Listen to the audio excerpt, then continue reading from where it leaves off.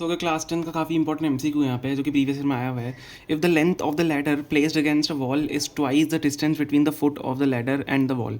ठीक है, ध्यान से पढ़ना, साथ में डायग्राम बनाएंगे। Length of the ladder placed against a wall मतलब वॉल के अगेंस्ट एक ये वॉल है, समझ लो, ठीक है। और यहाँ लैडर रखी हुई है, ऐसे इंक्लाइंड हुई हुई लैडर, ठीक है। लैडर ऐसे ही रखते हैं हम वॉल पे। इस if the length of the ladder placed against the wall is twice the distance between the foot of the ladder and the wall, foot of the ladder and the wall sorry, तो ये हमें हमें given है। अब देखो क्या given है, ladder place against wall.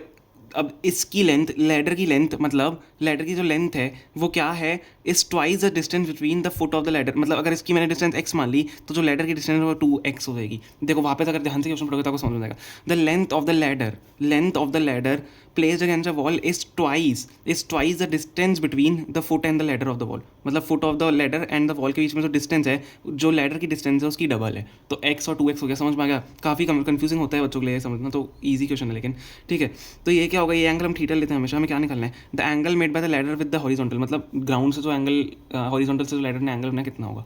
देखो हम यहाँ पे क्या लगा सकते हैं, हमें क्या, ये आपको पता है कि क्या होता है, हाइपोटेनस होता है, ये परपेंडिकुलर होता है, ये बेस होता है। तो हमें क्या है, बेस और हाइपोटेनस गिवन है यहाँ पे, हाइपोटेनस और बेस गिवन है यहाँ पे। तो हम क्या कर सकते हैं, यहाँ पे क्या मैं कॉस थीटा लगा सकता हूँ। Cos theta is equal to क्या होता है, बेस अपॉन हाइपोटेनस होता है। Cos theta base upon hypotenuse होता है। तो बेस हमारे पास क्या है, एक्स, और हाइपोटेनस 2x है।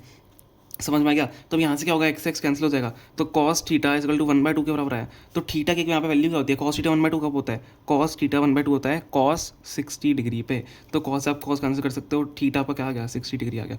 तो मेनली जो इसमें था क्वेश्चन में समझना, पूरा लैंग्वेज को था, पूरा डायग्राम को बनाना था। तो हमारा आंसर क्या होगा, ऑप्शन ए आंसर होगा 60 डिग्री। ठीक है, आई होप आपको समझ में आ गया होगा। Thank you so much for watching.